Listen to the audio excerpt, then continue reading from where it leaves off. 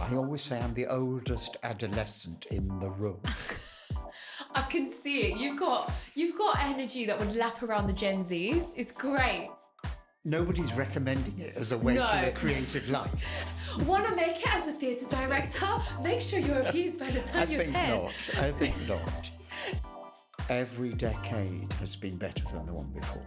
Really? I can't wait to be 85. Welcome to Secrets Worth Sharing, a series all about having difficult conversations on childhood sexual abuse, but with serious joy. This episode is on old people. And if you're sitting at the video, you will see there's a slight grey contrast in our hairs in the most beautiful way. I'm Sophia and I am joined by Patrick.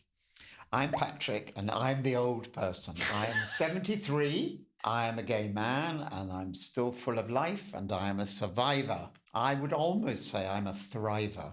I experienced childhood sexual abuse when I was 9 years old, which was a long time ago, at the hands of my primary school teacher in a state primary school, ordinary primary school in Kent. And my life has in part been about recovering from that and learning to cope with that and learning to thrive and learning to turn it into something positive. So as you can see, Patrick has still got that Gen Z energy, and we're going to be going into a lot of the conversations on what it was like in Patrick's time, moving to healing, and then finally a little bit of a little snippet from his play. It's thrilling to be here.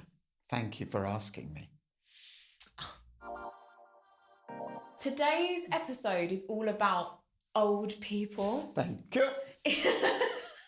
We did talk about whether or not Patrick wanted to be old or mature or an elder. What are we going for today? I don't mind at all. I'm just me. I'm 73 and I'm still alive and I've still got a lot of life left to live. And I'm telling anybody who's a survivor, getting older is good because it all becomes easier. It really does. Love to hear it. So do you want to swivel around and we'll start the actual conversation? Or we could just start by very briefly explaining how we met. Yes, well, we met in London in a very posh hotel. I know. Incredibly swanky hotel. We were not staying there. We were sort of having a conference and we were going to be photographed outside the Houses of Parliament to draw attention to the ongoing efforts to get the government to take the whole safeguarding issue seriously. Mm-hmm. And to get the current government to address the whole problem of child sexual abuse. And this was through a wonderful movement called the Brave Movement, yes. bravemovement.org. And it is a movement, it's not an organisation. It is a worldwide movement run by survivors, mm-hmm. aimed at addressing the whole problem of child sexual abuse at government level. Yes. It's not a grassroots healing thing. And you and I were just there.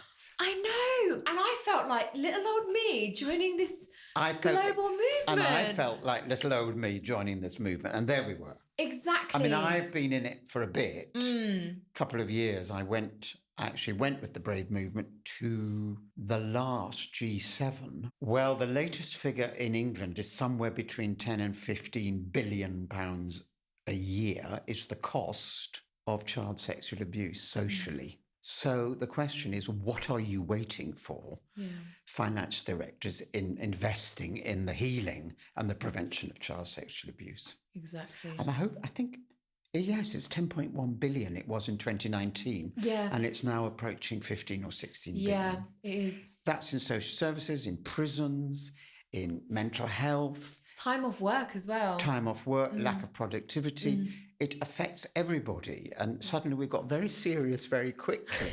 But it does give a context. This stuff affects, there are apparently 14 million survivors in the United Kingdom. That's the Survivors Trust figure. That's an awful lot of people walking about with the terrible effects of having been abused as children or young people. And those figures are going up and up all the time, like closer to 20 as well now. And that's what I found really interesting and why I wanted to talk to you, right? Because you're 73, I'm 29, slight little gap in our ages there. Yeah. And we have both experienced sexual abuse, but at really different times. Yes. And I think what is so brilliant about what is happening now is, you know, there are starting to be more of those conversations on childhood sexual abuse. And I always think about, what about your generation? What was it like for you at the time that, you were growing up? And I just thought it'd be nice to kind of sit and have a talk about that and compare. Yeah. Well, I was abused in 1961. I was 9 years old. I was in a perfectly ordinary state primary school in Kent, and I was abused by my teacher repeatedly for a period of a whole school year. And it was horrible. And of course, people say, what are the effects? And the first one I always say is just bewilderment. I didn't know the word sex. I didn't know what that funny thing down between my legs was for. We were so innocent. There was no sex education of any kind. So the context was one of complete ignorance. And all I knew was what this teacher was doing was bad. And I don't think intellectually, but I think viscerally in my body, I absorbed that and I became bad. And particularly my body became bad. Everything below the neck was shameful. Like most survivors, I think, you have double and treble whammies. It's not isolated. I had a family there was addiction and there was alcoholism in my family. There was a deal of sort of Christian morality. I'm not saying we were having prayer meetings every minute of the day, though they did have some prayer meetings in the house.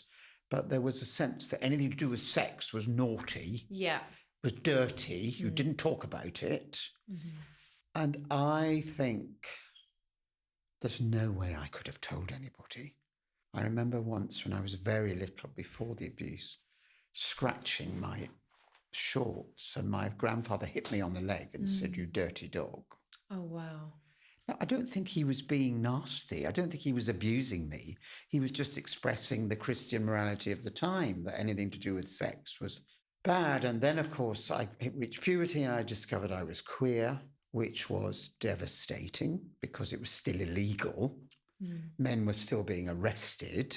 And something terrifying happened, and I wasn't aware of it happening, which was that the shame and the body shame and the self-loathing that had come from the childhood sexual abuse, I attributed to my homosexuality. Yeah. So my internalized homophobia was like massive. One of your previous speakers, Johnny Pelham, talked about being a virgin till you're 25. I was a virgin till I was 26 because you just didn't go anywhere near the body. I mean, you just the body was bad and shameful. I didn't even want to shave because if I was going to shave, that showed I was a man, and a man meant I was being a sexual being, and that was shameful. So I would say complete repression of my sexuality and of my body. What were the popular historical moments and how might have that have compared to your abuse? So, for example, when I was growing up, Mean Girls, which is it's like a popular chick flick rom-com vibe. Yes. It was about these American girls in high school, and they were the plastics. And I remember there was a scene in it where they all go round to the like popular girl's house. The little sister, who can't have been she was around 9 as well, like little, she's copying the music videos that she saw on MTV, which was all the hot stuff back then.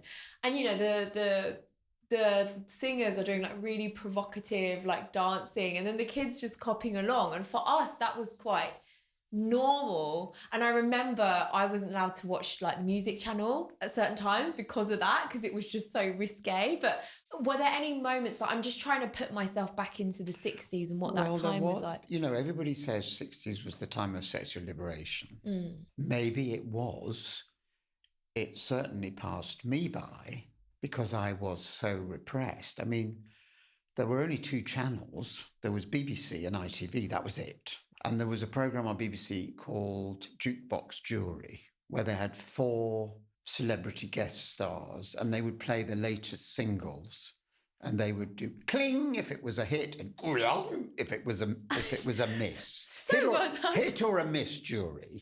And that was about as far as my musical education came along. And then the Beatles came, and I was in the 6th form at school by then. I didn't feel I was allowed to talk about it because I was queer. And the other boys at school would be talking about the latest release. And I remember thinking I really liked this music, but I couldn't join in. And I never went to a concert or anything like that ever. Never went to the cinema, hardly ever watched the telly, because I was so... What I used to do, I mean, my escape was I had little model theatres. Getting into my imagination, because I can see this now, I didn't know it at the time, dealing with imaginary characters was so much easier than dealing with real life. Yeah. Because I was at a stage where I was frightened of everybody, particularly grown-ups. Any teacher or any grown-up who came near me, I was like this because of what had been done to me. And I went to university and I used to hide away, and I did lots and lots and lots of plays at university because I was hiding behind the characters. And I was very, very lucky indeed that I was able to turn that into my profession. And I became a professional. It took me a long time, but I became a professional theatre director. And it's very interesting. Years later, I got quite resentful because although I loved my work in the theatre, I thought this has stopped me having a proper life. I always say I'm the oldest adolescent in the room. I can see it. You've got energy that would lap around the Gen Zs. It's great. What really appealed to me about you when we met as well was I was like, I know a couple of people who are your age who are survivors, but because of the time you grew up in, it just was not something you talked about ever. And that has become a habit or a coping mechanism. And, you know, whatever works for anyone, I'm all about it. But to find someone who's willing to talk about this on camera and what that could do for other people who are around your age, and certainly for me to learn about your generation, I just lapped up the chance, really. Well, I didn't go into therapy until I was 35. And I went to therapy because I was so self-loathing. The homophobia was so strong. I thought I've either got to go on to drugs or something, or I've got to go. And I went and had some therapy and I was terrified. And I said, the problem is I'm a disgusting queer. And the therapist said, I don't think that's the problem. Shall we unpick that a bit? But it was probably 3 or 4 years before I mentioned sexual abuse.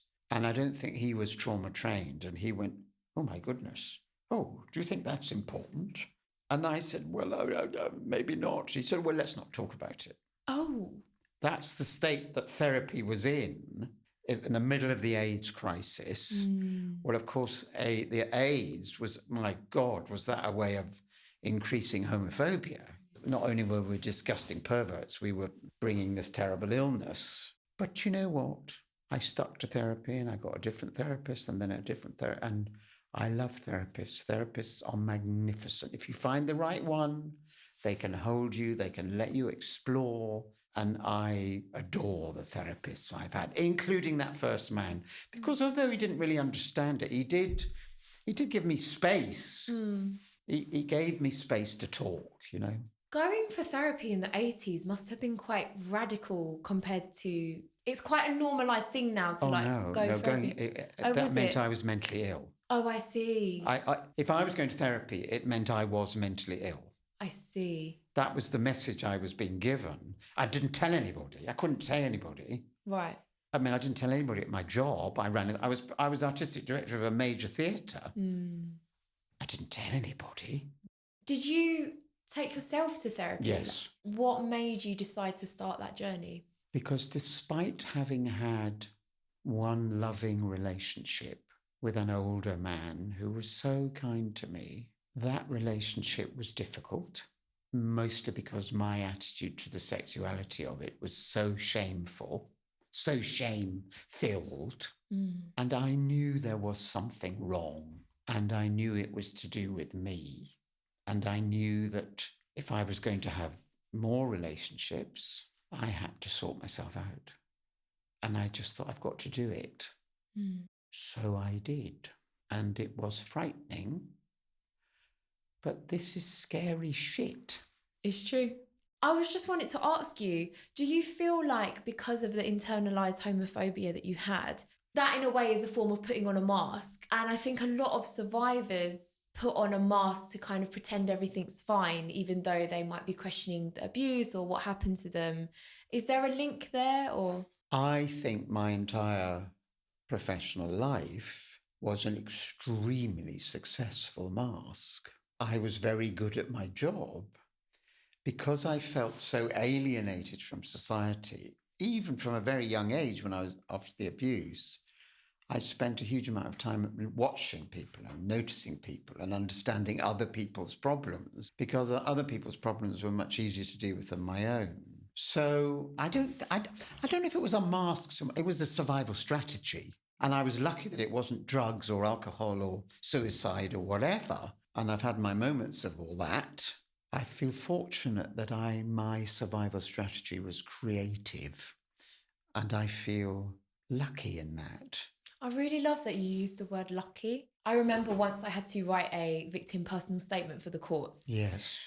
And it was a really tricky time because I didn't really want to go through the criminal justice process. It wasn't what I would call justice at the time, but I went through it because I felt like it was what other people needed, and, you know, maybe just try it out. And I remember basically, because I went to Cambridge, I was really creative as well. It's funny you were talking about plays and things like that, because I did so many student theatre, loved completely throwing myself into another character, and didn't really make that link that might have been very much coinciding with the time I was going through a court case, and just helped me to escape it, right? And I remember I wrote this thing and I just said, you know, like how it is still something that has stayed with me despite like the quote unquote success. And the defense team used that against me, and they were trying to say, oh, well, it can't have upset her that much because she's got into Cambridge and she's really, really successful. Excuse me, I got into Oxford. Do you know what I mean? And everybody said, and do you know why I got into Oxford? Because I thought if I work really, really hard and do really well academically, they will forgive me for being gay and for being such a screwed up person. And if I work really, really hard, they won't see how mad I am and chuck me out. Yeah. So this notion, of course we're high achievers because our brains are developed, well, in my case, because I was terrified of my body. I wasn't earning a rowing blue or going on the boxing ring or going on the rugger field. Yeah. But to go on the stage, I could be in my body but not be myself. I said this. I wrote an article for The Observer a long time ago, and I said, look, sexual abuse is not a broken ankle. It's not going to heal. Yeah. It is damage to the core identity of the child or the young person. And that damage will last forever unless it is properly attended to. Totally. And this is why I really respect why you said lucky, innit? Because lucky that we were going to pour that energy into something to try and cope, to heal, to whatever. Yes. And, you know, for you and I, it was studying creativity, whatever. Right. Look at you talking, running this extraordinary podcast. But that's part of your survival mechanism. Of course it is. Yeah, no, thank you. But I think it's really important to also say that, like, you know, you mentioned alcoholism and drugs and things like that. Like, and I think if that has become someone's coping strategy, like, that is not something to blame them for, anything like that. And I think so often we are painted this portrait of survivors who are in the down and the gloom somewhere, like walking around a street, like struggling, like picking food out of a bin. And that does absolutely happen. And I think it's almost like who gets to be the voice of a survivor and who does society deem fit? And, you know, sometimes there's such a mismatch there on who can be a survivor and what that narrative looks like. So yeah, when you said lucky, it really lucky that was your coping strategy. Of course, there's other things like within that, you know, it's terrible we had to even go through that and blah, blah, blah. But yes, nobody's recommending it as a way to a creative life. Want to make it as a theatre director? Make sure you're appeased by the time you're 10. I think not. No, but definitely. I do think, you know, we all have our strategies. Some strategies are more negative and more positive. And I certainly don't blame survivors. Where I would encourage survivors is to work hard at getting yourself out of the shit. You have to keep working on your recovery. I have to believe I can get better. I can. And I have to do whatever is necessary. And I may not know. I may have to experimentally try things. And I did a lot of body work in America. I went over and did some hands-on massage that was terrifying for somebody who was like this. Yeah. But I kind of forced myself to do it. I couldn't have done it in England. Actually, one of the body workers said, I know why you come to do this in America. It's because it's a long, long way from your mother. And I thought, well, that's quite astute. It actually moves me really nicely onto aging, I suppose, as the next topic. Yes. How has your experience on how you process your abuse changed as you got older? This is going to sound, I would say this, wouldn't I? Every decade has been better than the one before. Really? I can't wait to be 85. Oh my gosh, wow. Advocate for the OAPs. Because I suppose it's to do with self-knowledge. It's to do with, I know where the shitty places in my brain are. I know what triggers the anxiety. I know particularly what triggers the shame, and I think shame is the most dangerous of all the emotions that are felt after sexual abuse or sexual violence. And by shame, I'm sure your viewers know this. Shame is that feeling that there's something wrong with me. I am defective. I am flawed. I'm not a proper man. I'm not a proper person. I'm a filthy, disgusting queer or whatever. Nobody's going to love me. I am not good enough. I am, and they're not intellectual. It's a visceral thing that says, "Oh no, I can't go to that party because people will think I'm ugly." I had terrible body dysmorphia. That's the posh word. I had terrible body shame and feeling ugliness. And as I get older, I become more aware of those tendencies, and I'm more able to see them happening, let them go. And I know that, for example, if I don't get enough sleep, the next day I might go into a shame spiral, or I might be short-tempered. So I try to get enough sleep. I also know that if I do the most difficult thing, which is I pay attention to my body and I go swimming or I do my Pilates. Thank you to COVID, the pandemic. I started doing all alone in my little room, isolated in the pandemic. I turned on the YouTube and I found an online Pilates class, and I've been doing it ever since, and I love it. Oh, who's your favourite blogger? Well, the Pilates I do with a wonderful woman called Alice Nebel, Nebel, and she is phenomenal. Brilliant. And she runs an online Pilates class only for the over 60s. Oh, amazing. That's going in the podcast. And also, I've learned not to be a therapy junkie. I still have a therapist. I only talk to my therapist probably once every 3 months, 4 months. Mm-hmm.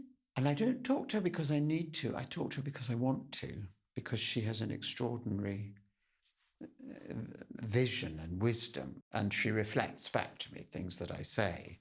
And I know the importance of talking to other survivors, but not getting enmeshed in their problems and thinking I have to rescue every single one of them. And also I know that I do have to earn a living still, because when you work in the creative industries, the pensions are not there.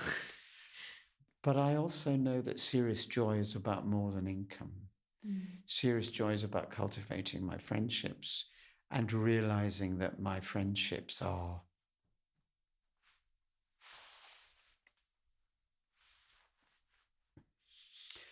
I'm going to cry now.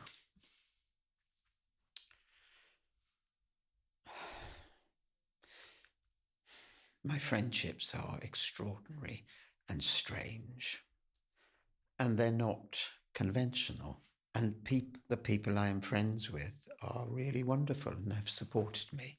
But it hasn't been a wedding ring and children and a dog, even though I adore dogs. Yeah. And I learned to value the humanity and the generosity of spirit wherever it is. Yeah. And it's here in this studio. That's what happens as you get older. The fear recedes, the anger recedes, the shame recedes, the grief recedes. And what does that leave space for? Serious joy. It sounds easy, it's not. But I do think there is a mechanism whereby if you can wrestle with your abuse, I can come out of it.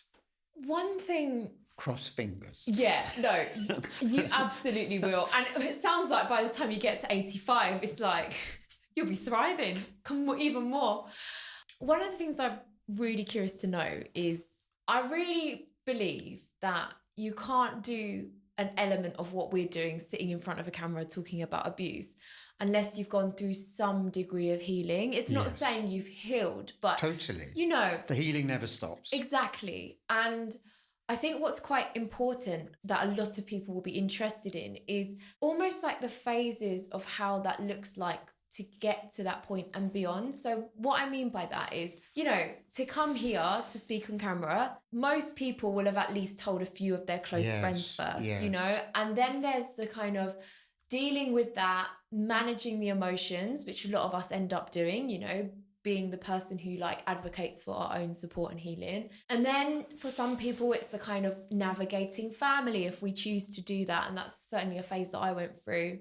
And so there's almost all of that going on like in the background. So it might be like there was a personal inner journey, then it's opening out, letting people in. Then it's the decision of whether or not you want to talk about this publicly. And then kind of the next step for me is like, what does it mean to now be an advocate with what I have? And I don't want to be someone who speaks on behalf of survivors. And we've both talked about that off camera. But also, as you've just mentioned, I don't want to be somebody who's now responsible for everyone else's healing. And of course, you don't work for free doing this kind of work unless you truly, truly care about what you're doing. But there's also elements of, you know, stretching yourself beyond compare at the point where you actively risk, I find, like making things worse for yourself because you so much care about that wider mission. And I think whereas I'm getting more into from the grassroots to the global advocacy space, and I'm meeting more people who also really passionately care about this, but might not have an answer to it in the same way that I do. It's learning to kind of still hold my space without having to fawn and change for other people. Totally. I mean, it's such a big question. And some of the things are really tiny. I remember having my first therapist was a Jungian analyst. I lay on the couch and he sat.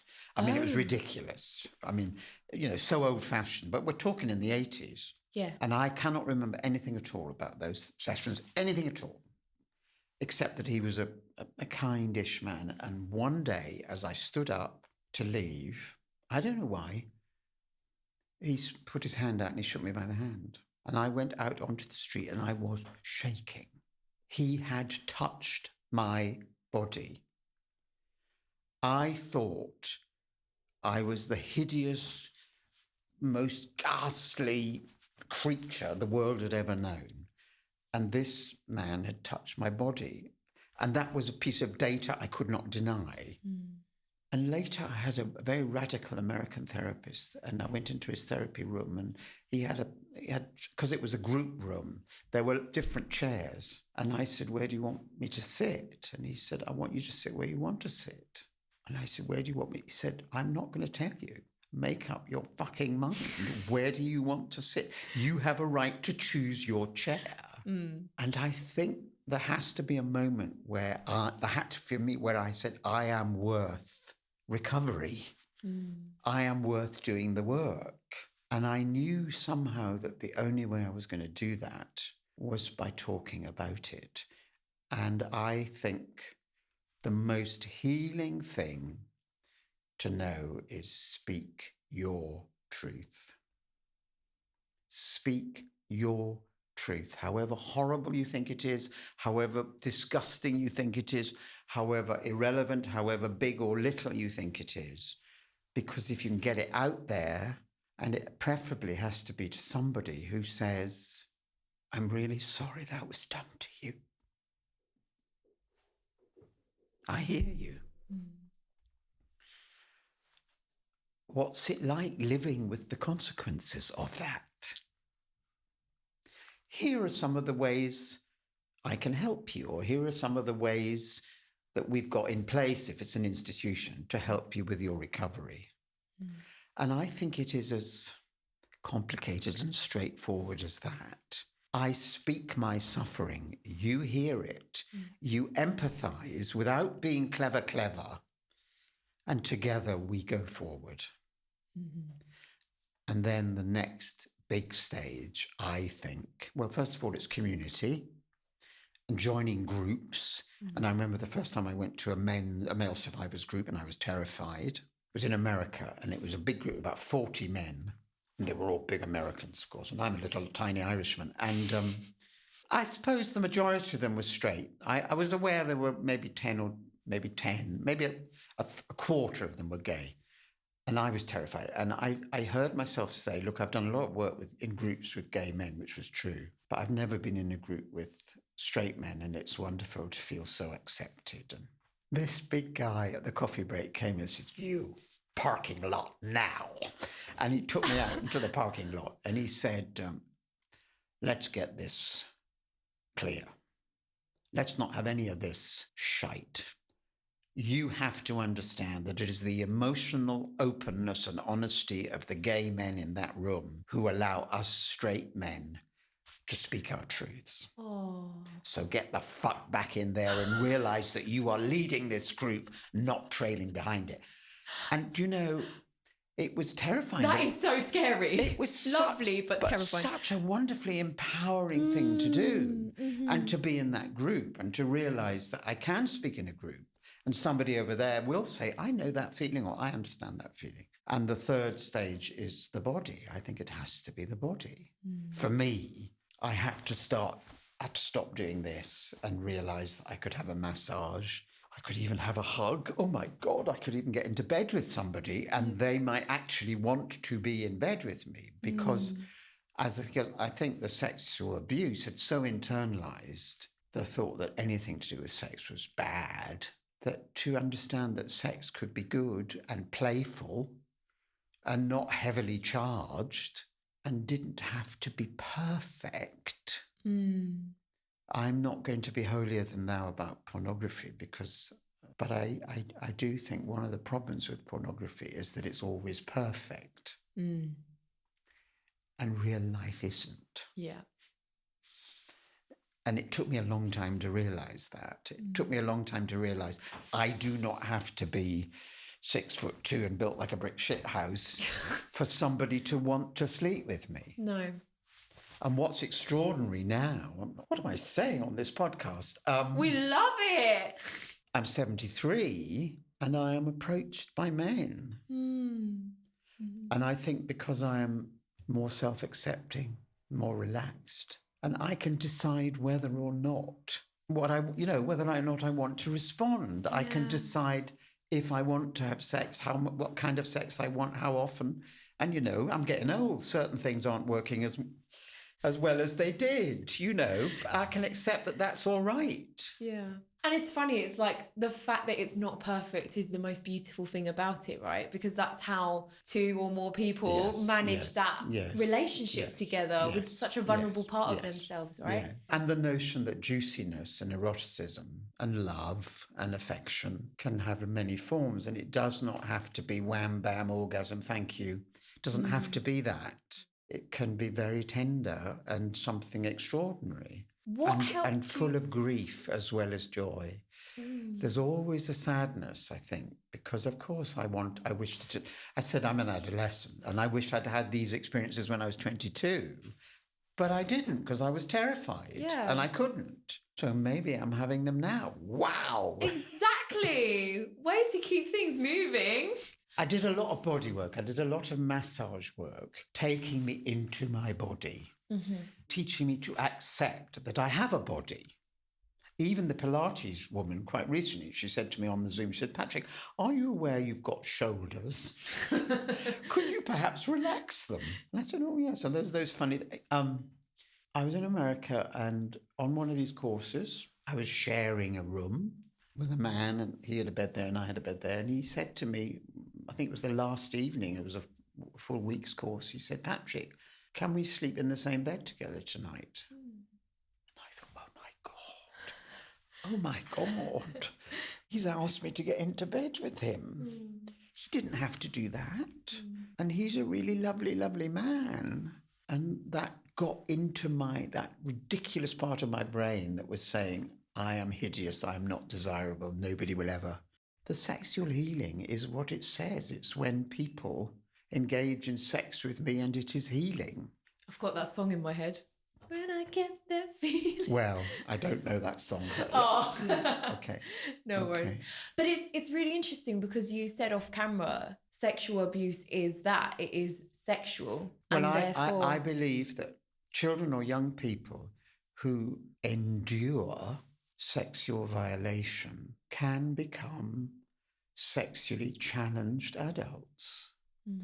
And that challenge can have lots of forms. But I believe that ultimately, a part, not all, but a part of the healing perhaps has to be sexual. It certainly was in my case. And I don't want to suggest that I now have a perfect sex life, because, honey, I don't. But it's a damn sight better than it was 20 or 30 years ago. It's less energetic. You can include that or not, I don't know. You know, but I feel I'm a more full human being as I get older. I'm approaching my 30s, so, you know, I'm not walking around like I've got all these joint problems just yet for me. But as I've been getting older, I've definitely noticed that I'm a lot more aware of my body in a way that I was never when I was younger. Even, for example, so when I started Secrets about 3 years ago now, I started to develop, like, I've always had eczema, but this eczema was chronic, like all over my hands, up my neck. Sometimes I look at videos from last year and I'm like, oh my days, I was like a scaly fish, you know, like all up here in my eyes and everything. And then, you know, certain changes to my menstrual cycle, like whatever it is. And I've just noticed that because I've had these big shifts, I'm so much more aware of how my body feels. And even like yesterday, I was at this big CSA conference, and it was crazy because it was like all the big names in the country who do this advocacy work, but none of the grassroots people. And I'd kind of muscled my way in, to be honest. And so I was very aware of being like the youngest person in the room, also the grassroots person, but having so much to say. And I felt my body I said everything, like outwardly super confident like a swan, but underneath I was kind of like, you know, shaky, like quite shaky. And it's really interesting to realise that actually all the time I was growing up, I had IBS. And I think I just sat with that feeling and it just became normal. But as I'm getting older, I'm certainly tapping more into like sitting with how I feel. And I think it's because as you age, things change in your body anyway, and you start to be aware of that. But then linking it to what you're thinking and feeling at the time has been such a power. Well, we know the book. The body knows the score. You're doing a podcast about an incredibly difficult subject. Your body's saying, oh, I think I might have some eczema now to try and, I don't know. Yeah, just sort it out. Yeah, absolutely. It's kind of settling the score, because so funny, when I went doctors about it, they were like, are you really stressed at the moment? And I was like, no, like, of course not. I was like, I've just got eczema, I don't know what to tell you. And then I was like, yeah, actually, looking back, I was working with no salary, on benefits, like I just moved here, didn't really know anyone, starting this thing, no one would give me the time of day, and it would just come out in hives. But I was saying to the doctor, I was like, I'm fine, I've got no issues. And then I still see like elements of that on my hands as like the scars of that time. The play I wrote, Groomed, I gave a performance of that in the Vatican. The day before the performance, I was in Rome because we'd gone the day before to be there. And I had to get some balloons for that. And I'm walking along the street and I had what I thought was an epileptic fit. Wow. I realised now it was a full-scale panic attack. I've never had a panic attack in my life. I was literally shaking and thinking, well, I'm just going to have to commit suicide and throw myself under the lorry. And I thought, I can't because there's an audience coming. And I wasn't scared of doing the play because I'd done the play 100 times. My body was saying, you are speaking truth to power. You are speaking truth about child sexual abuse in the Vatican, the place which is the most notorious Catholic thing. How dare you even think of doing that? And my body's going to be... Mercifully, I had my director with me, and she's a wise woman. And she said, Patrick, I think we might have a little sit down, and you might even have a glass of wine this evening. I think the body knows. And that's why when you say about swimming and opening up your chest, that's a really great way to kind of notice when those are happening and start to ground up. Yeah, it's been powerful. It's hard. It's not easy. It is. And that's the thing. Half the time I'll get into a habit where I'm like, especially with this work, where you have to kind of be host, producer, content creator, and bank. Like, you're kind of always running with these parts at the same time, and you feel like you have to. But at the same time, something has to give, you know? And I've really, over the time, even just going down to 2 days a week with this work has just been a way that I kind of force myself to slow down. But I think that's very important. You see, I did not go to that conference. I did not deliberately not go. I just didn't go. And I think my brain said, Patrick, I'm working on a new play. I'm doing this podcast. I just didn't go. And I'm now feeling, oh shit, what did I miss? No, you didn't. I can send you notes. It's fine. But like, that's the thing. And that's the thing. We have to take care of ourselves. We have to take care of ourselves. And at the end of the day, after a lot of the things we've experienced, this really isn't the be all and end all that we didn't go to a conference or whatever. No. Do you know what I mean? No. Like, I find so often with this work, I've just had to learn to let certain things go, or I cannot achieve in the way I used to. And I know that is my stuff, I have to be consciously positive about looking after myself. I have to drink less. I have to eat healthier. And I'm not some kind of heroic vegan person. I'm not. But I do say, I once got hives, terrible hives. And I went to see this healer. She was amazing, this woman. She didn't do anything. She just held my pulse. And she said, now, Patrick, you're intelligent. When you go to the university canteen and there's all the food, just say to yourself, which of this should I eat? And you will know the answer. And it was so true. And now I can walk past the pastry shop and think, I'd love one of those and I'm not going to have it. Doesn't mean I'm living on lychees and bananas, but, you know. Yeah. And I think that I know survivors who don't look after themselves, and it's a kind of slow self-loathing.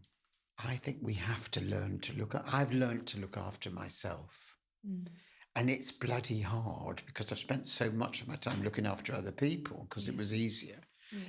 You know, that fight, flight or freeze. And there's fawn now. Fawn. Yeah. And I only learnt that one recently. And I do that all the time. Oh, 100%. All the time. Because it's a way that for a lot of people, they kept themselves safe during what was happening, exactly. Right? Yeah, I do it all the time. This is something I'm really trying to know. I always used to loathe myself for it and be like, I wish I could just be that person who had the perfect witty comeback in the moment, who could take themselves away from a situation as soon as they recognised it. But I think I've learned over the years to accept that is an element of me that I just naturally kick into, but try and notice it more so that I can realise what are the signs when I need to step away. And that's the thing. It's not saying that we all suddenly have to be like superpower people, but it's just this element of sitting back and noticing, which even in the 3 years I've done this work and like the 10 years since I don't know, left uni, I'm noticing that I'm doing that a lot more as opposed to being blinkers on, rush, let's do everything all at once, all of the time. Because I physically can't anymore and I definitely shouldn't be. I think it's partly for me about recognising what is true in the moment. How true am I being in this moment? Am I being myself? Am I being honest? Am I honestly contributing? Or am I just trying to make that person feel better? Now, that may be necessary, and I've no harm in making somebody else feel better. But when I start to say, yes, I can do that, when I know actually I can't, because I'll end up being knackered. That's something I learned by getting older. Yeah. I know what makes me knackered and what I can manage. I know when I can run for the bus and when I shouldn't. Professionally, I was never an actor. Early on, I was too frightened. When I was at university, we did that play, The Life of Galileo, Brecht's play, and I played Galileo. Wow. And in a scene, he has to wash himself, so he has to have no shirt on. It's just hideous. And it was about then I thought, right, I've got to be a director. And I think being a director was very interesting because it was about having control. It was safe. I was calling the shots. And I was a theatre director for about 40 years. And I earned my living by it. And I had some successes and I had some flops. And I always was interested in doing plays with complex emotions. And then when I reached 60, I gave up. I was at that stage artistic director of the Nuffield Theatre in Southampton, which was a major producing theatre. And I gave up that job because I thought it was time for a younger director, and it was the right decision. And I knew immediately that I had to write a play about the abuse, because I'd had two lives. I'd had my theatre career and I'd had my recover from abuse career through therapy. And they'd been quite separate. Mm. And of course, it was natural for me to express the therapy, the abuse stuff, through a piece of theatre. And I wrote a play that was 45 minutes. And the first performance was to a therapist who sat there and watched it. And he was wonderful. He said, golly, Patrick, well, yes, oh my goodness, yes, you've got to do it. Then there was this long pause. And then he said, I'm not sure it's right for the West End. Which was just such a kind, because he was trying to see it from my theatrical point. Anyway, so I did it to 3 of my friends in the theatre, and they all fell off their chairs and they said, why have you never told us this? And I said, well, I was ashamed to tell you. Mm. And we ended up doing it here at the Brighton Festival, on the Brighton Fringe, and we won a couple of awards, which was lovely. Best in You're festival. being humble. You were like best of everything, right? No, well, we won 3 awards, and it was extra. And nobody even knew we were being admitted. And then it went to the Soho, and then we did it at the Edinburgh Festival. And then I've done it at the Home Office. I've done it for the Scottish Parliament. I did it for the General Synod of the Church of England. I've done it for lots of conferences, and I eventually did it at the Vatican, and now I'm about to go and do it at conferences, a big, huge conference in America. It's been very liberating. I didn't write it to do it for anybody. I wrote it as an expression, but it seems that survivors particularly watch it and they say, oh, I felt like that. Oh my God, I think that, oh my goodness, that happened, or that. And I find that very moving, the thought that at 73, I'm doing something which people are finding useful. And that's what I mean about anybody can speak their truth. Yeah. You don't have to do it in a play. It helps, I think, if you do it concisely and don't witter on or moan on. But the simple expression of a truth will resonate with other people. And even if, as you said, even if you're not writing a play, or some people haven't told anyone yet, like even speaking your truth by writing it down, yes, or telling it to a tree. Or painting a picture. Exactly. Or I have a friend and he goes into the sea and he shouts it puts his head under and he shouts it into the sea. Yeah. Or you go up a cliff and I don't know, it doesn't matter. Mm. You have to speak the truth. It's a cliche, isn't it? The truth will set you free, and it's true. You have very kindly offered to do a Secrets First premiere of a little section from your play. Yes, I'm very happy to do that. It's just a tiny little sequence I talked about. It's a tiny little sequence where I tell my mother. I'm happy to do that. That would be great. I was sexually abused by a primary school teacher. My mother was a teacher in a different school. My mother, this primary school teacher groomed me by telling me I was so clever and making me first, putting my name on a little shield on the wall saying top, best in the class. And he groomed my mother by telling my mother that I was a very clever little boy and getting himself invited to our house for tea and bringing a bottle of Matthias Rosé wine. And my mother made him salad, and he tried to fondle my leg under the table in our house. And I know I couldn't tell my mother. How could I tell? I mean, I couldn't possibly. This man was saying I was a very clever boy, and my mother was glowing. He was very clever. He groomed my mother. And it was hard enough, my mother having come into terms with the fact that I was gay, which I came out as gay a long time before I came out as being abused, and it's a similar thing. So this is the scene when I tell my mother. Maybe that's what anyone in any kind of trauma longs for. just to be ordinary. And one ordinary day, not so very long ago, I'm driving with my mother along the south coast. We're going to see the Brighton Pavilion. My mother is retired from teaching, but we're talking and she tells me she's been thinking about modern education. Of course, you had wonderful teachers, didn't you, Paddy? Mr. Moorby was a wonderful teacher, wasn't he? He taught you handwriting. Do you remember? We are passing the turn-off for Tangmere. There's a sign to the military aerodrome, and really I have no choice. Gently, I speak to my mother the secret. I use the word molest. It seems softer somehow. My mother is silent for 11 miles. And then she almost whispers, "You had a lot to cope with when you were little, didn't you, Paddy?" That is all. And it is enough. She has understood. But the Brighton Pavilion has a hard job working its magic.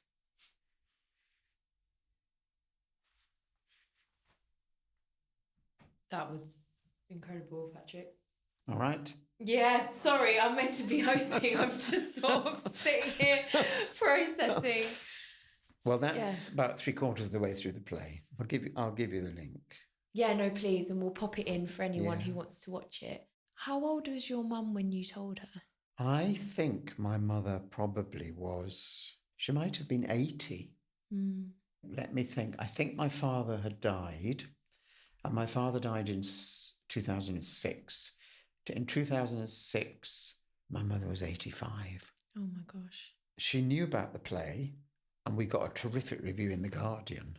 Got 4 stars in The Guardian. Yeah. Oh my gosh. And my mother, some former teacher friend of my mother said, "Have you seen The Guardian? Paddy's done a play and it's done very, very well." My mother lived in Northern Ireland at the time. And my mother said, "Yes, I know about the play. Of course he got 4 stars. He always gets good reviews." My mother was fantastic. When I went over to see her, she said, "Well, when am I going to see the play?" And I said, "Do you want to see it?" And she said, "Well, do you think I might find it upsetting?" I said, "No, Mother, I don't think you'll find it upsetting. I know you will find it upsetting." And she said, "Well, shall we agree that I won't see it?" I said, "I think that's quite good." She said, "But the fact you got a good review, does that mean you'll earn some money from it?" Love that the parents' care of your financial stability never stops. Because I'm in the theatre, so I'm penniless and working. When am I going to get a proper job? And she was 80 something, and she says, "You got a good review, you earn a bit of money." Great to know that never stops.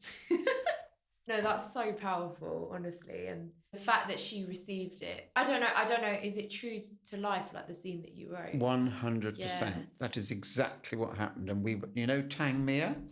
Tangmere, it's between Chichester and Worthing.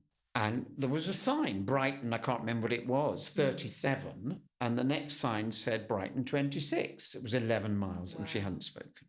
And I didn't speak. And then she said those are the words she said. "You had a lot to cope with when you were little." And she was talking about my father's alcoholism. And she could see in that moment that teacher had become a father substitute. He had groomed his way in, flirted with my mother in order to sexually abuse me. And he was a teacher, that must have been just horrifying for my mother. And we never talked about, she lived to 97, so she lived for another 10 years or more. Icon. And we never, ever talked about it. Listen, I made the play in 2016 when she was 90, I think. Wow.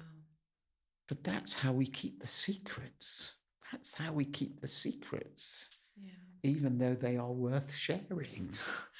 I promise I didn't get him to be the brand advocate. It's just happening naturally. But it's so true. Yeah, it is. And because they are secrets, they are very difficult to tell. The first line of the play is, how can a truth be told?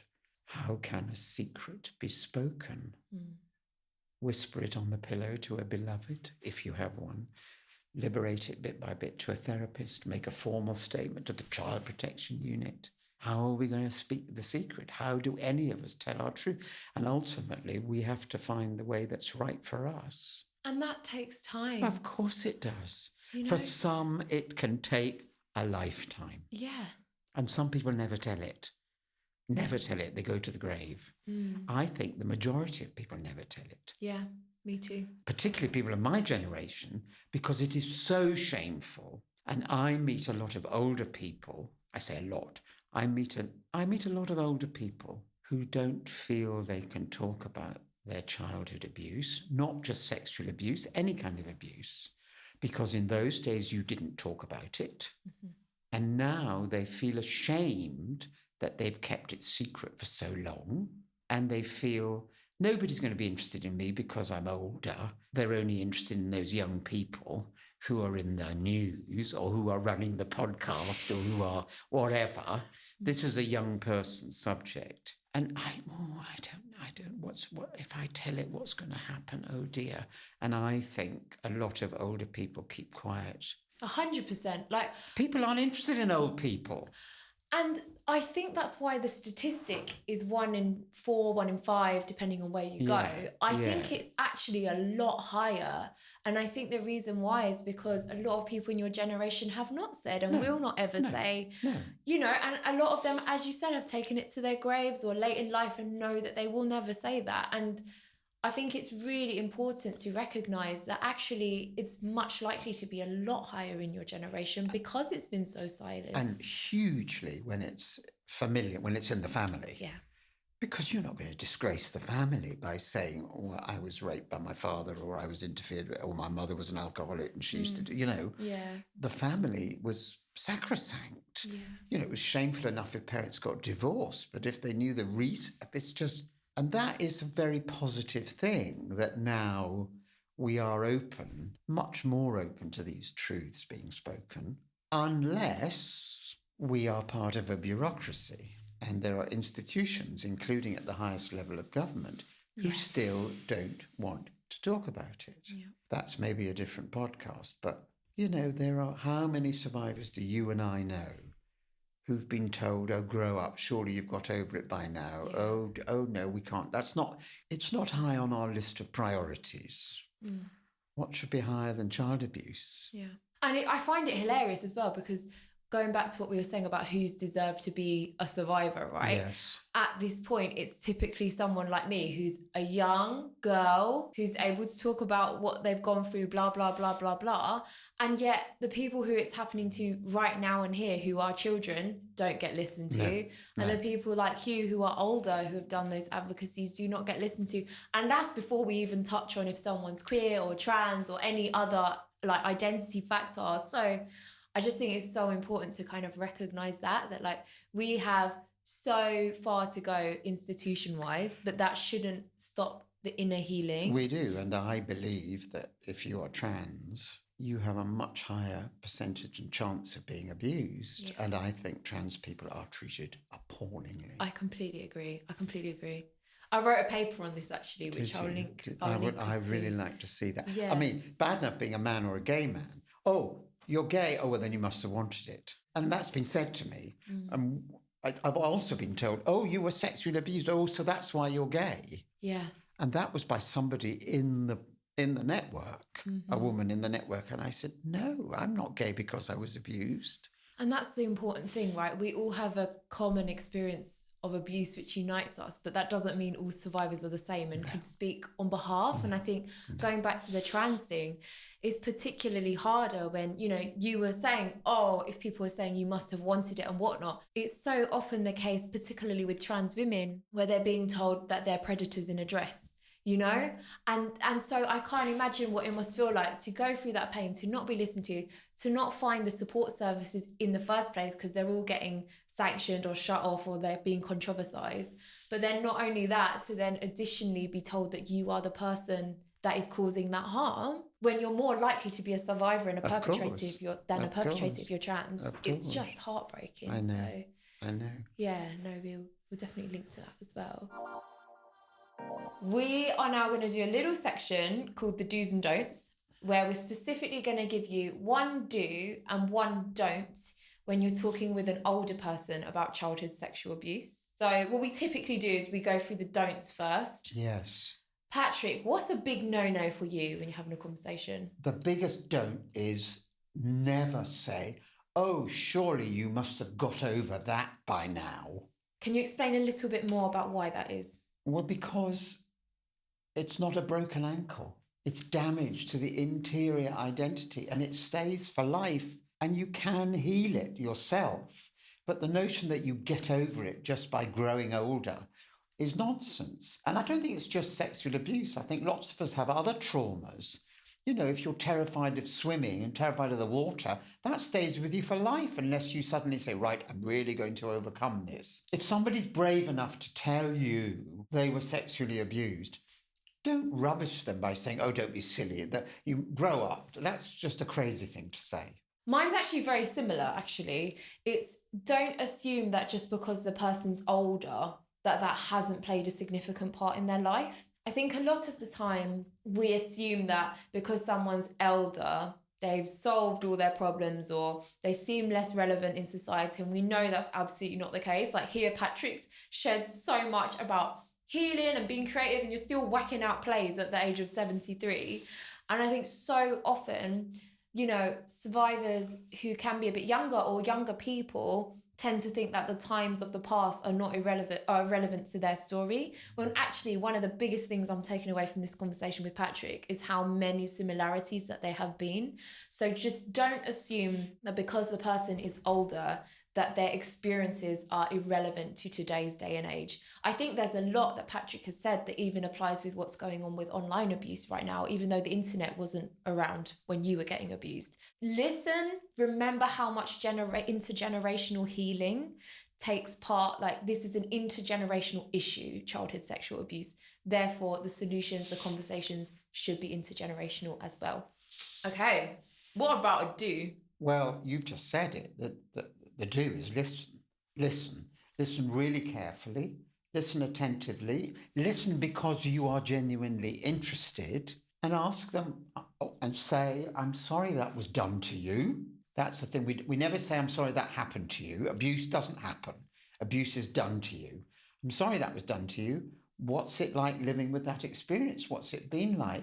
How are you coping? How fantastic that you have survived this long. What are your secrets on surviving and how can I help you on your journey? Yeah, and do you know what? I think it's very important to say because in a similar parallel, there's not a lot of queer communities talk about the lack of queer elders because of AIDS pandemic, because of the health comorbidities associated with having to closet yourself or exist in a world that is not ready to accept you. And I think there are a lot of parallels with childhood sexual abuse as well. You know, to have got to the age you are with a lot of the potential health challenges and that you could have from being abused, I think is definitely something worth, you know, hearing from. And I'm not saying that's to put you on a pedestal and give you a big head. Of course not. But it's something for me to hear and learn from. And I think there's a lot of that as well. My do, which I'm so surprised I'm saying, is ask and talk about sex, you know? This is making me realize, you know, the conversation on sex and sexuality, it often peaks around 30s and 40s and then drop, like that's it after that. And we don't really consider anyone being a sexual being after that. And I think just as much as you've talked about your abuse, your lessons on sex and sexual healing. What have I revealed?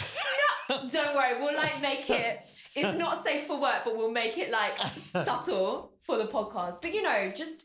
Yeah, of course. You are a person, and of course, like I was brought up of having the respect for your elders thing, totally. But there's also an element of like, yeah, the issues and things that I'm thinking of now are definitely things that have crossed your mind and things that you are still navigating as well. So do talk about sex. I hope that gives you a lot of food for thought, and just to stress from my side the importance of the intergenerational conversation and how powerful it has been to share two abuse stories that are so different and 40 years apart from each other, yet have so much similarity in the meaning and the navigation. And I hope as you hear and listen to what we're saying, you find something that might inspire you to start an intergenerational conversation, either a generation up or a generation down, or 3 or 4 in our case. So enjoy, and I hope to continue the conversation further with more serious joy. I hope so too. Bye. Bye-bye.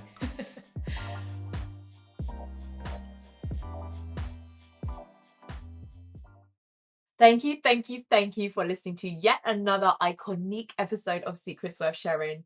I'm just dropping in here now to remind you to like, follow, and subscribe on all the platforms, most notably Instagram, let's be for real, at Secrets Worth Sharing _. And you know the score. If you want updates on any of the resources, links mentioned here, blogs, media, and links to our events, go to our website, www.secretsworthsharing.com. Also, rate this podcast, ideally 5 stars, give it a like on YouTube. All of that really helps us to drive up funding so we can keep producing this iconic, engaging, and community-minded material. And with serious joy, bye.